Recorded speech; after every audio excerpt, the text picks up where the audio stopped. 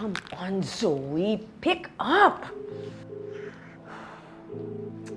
Madam, Oh, anong balita kay Carlos? ayun po, si Doc Carlos po nasa ICU na daw. Under monitoring.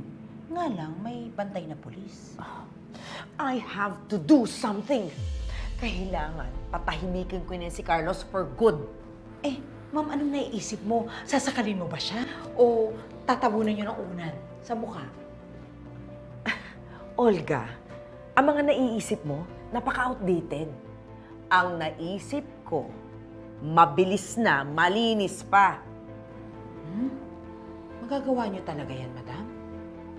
Pero, paano si Zoe? Siyempre, hindi naman siya papayag na patayin niyo na lang ang daddy niya. Sino naman nagsabing malalaman to ni Zoe? Unless ikaw ang magsasabi sa kanya. Besides, wala naman siyang choice eh. Kung hindi ko to gagawin, pareho kaming pupulutin sa kangkungan. And speaking of Zoe, hanggang ngayon, hindi pa rin niya sinasagot yung mga tawag ko. Ay, naku, ma'am. May nakakita kay Ma'am Zoe. Pumasok daw. Andito siya ngayon sa Apex. Ang tigas ng ulo niyan, doktora. Ayaw magpa-inject ng insulin sa mga nurses. Ang gusto niya, kayo lang daw po ang mag-i-inject sa kanya. Ganun ba? Sige, Monmon, ako'y mag-i-inject sa'yo sa ngayon, ha? Pero next time, huwag mo nang papahirapan yung mga nurse natin. Kasi mababait naman sila, di ba? Tsaka, paano ka magpapa-opera niyan kung kahit injection, ayaw mong pagawa sa kanila? Ayan na lang, ha? Narinig mo si Doktora Annalyn. Injection na kita, ha? Nurse yung syringe mo.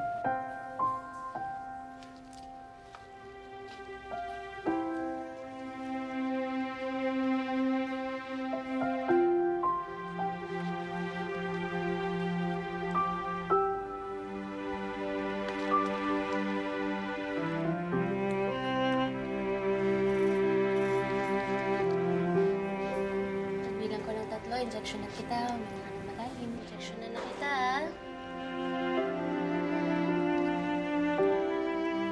Isa, 2, 3.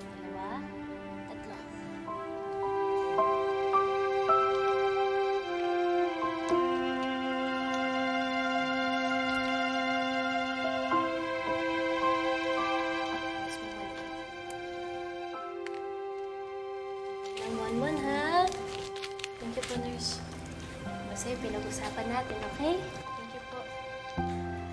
Tapos, nanay, i-endorse ko na rin po si Monmon para ma-schedule na po yung operation niya.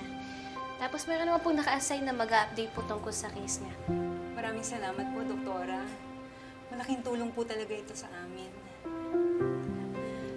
Sige po, mauna na po kami, doktora. Sige po. Monmon, yung pinag-usapan natin, ha? Ingat ka.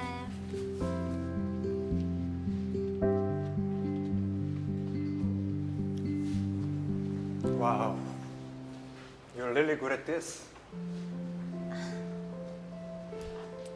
Let's just say, I love my job. Or you just really love your patients.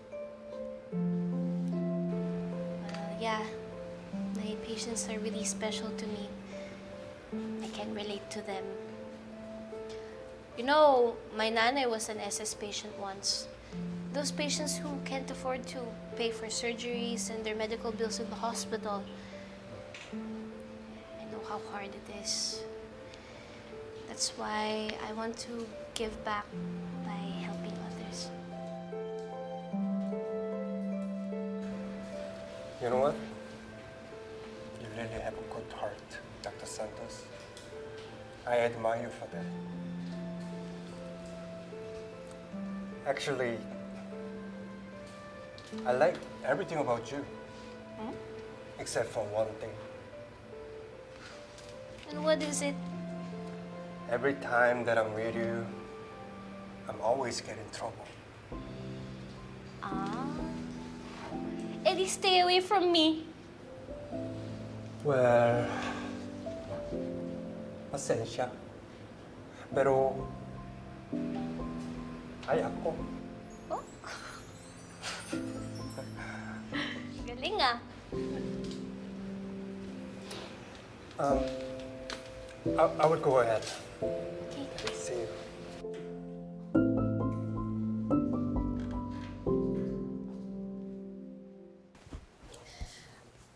Kamusta si Zoe? Nakapag-usap na ba kayong dalawa? RJ, alam ko na hindi madaling tanggapin yung mga nangyari kay Zoe. Pero alam mo, nararamdaman ko talaga na sincere siya nung humingi siya ng tawad sa'yo. At yung pagmamahal niya sa'yo bilang tatay niya. Hindi ko na alam kung anong totoo o hindi sa mga sinasabi niya. Baka naman uma-acting lang yan. Kilala ko si Zoe. Hindi magpapatalo yun. Hindi siya titigil hanggat hindi niya makuha yung gusto niya. Gagawa yan ng paraan para patawarin ko siya. Pero hindi na, Lynette. Hindi na ako magpapauto sa kanya. Wala na akong pakialam sa kanya. RJ, kung wala ka ng pakialam sa kanya, eh bakit pinalaya mo siya? Bakit hindi mo siya pinaimbestigahan? Bakit hindi mo siya kinasuhan? Kasi ang ibig sabihin nun, alam mo sa sarili mo na kahit galit ka pa sa kanya, mahal mo pa rin si Zoe. Kasi di ba nga ang sabi mo, siya ang unang prinsesa mo. Dr. Tanyag, Zoe, Anong ginagawa mo dito?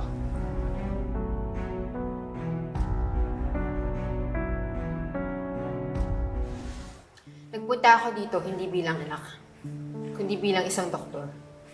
Alam ko namang hindi mo na ako ituturing na anak. Kaya hindi na ako magmamakaawa. Hindi na rin ako luluhod sa harap mo para humingi ng tawad. I'll give you what you want. Hindi mo na ako makikita dito.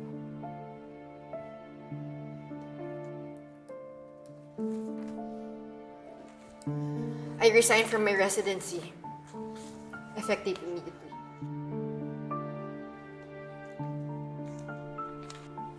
Zoe! Zoe! Archie! Hindi mo papipigilan si Zoe!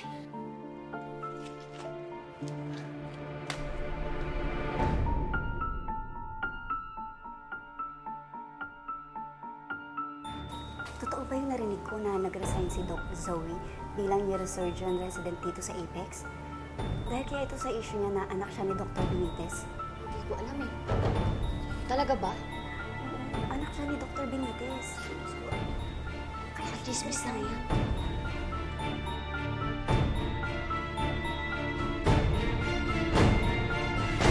Hindi mo ba man lang naisip ang Apex? Wala na akong pakialam sa Apex. Ito na naman ba? Apex is ours. It should be ours. Ang kailangan sigurong sisihin dito, si Doc Carlos. Imagine niyo ha, paano kung maagang nawala si Doc Carlos? Hindi siguro. Wala tayo sa sitwasyon na to ngayon. Masyado ka ng maraming paandar, Carlos. It's time for you to rest in peace. For good. Akala ko may pulis na nakabantay kay Daddy dito.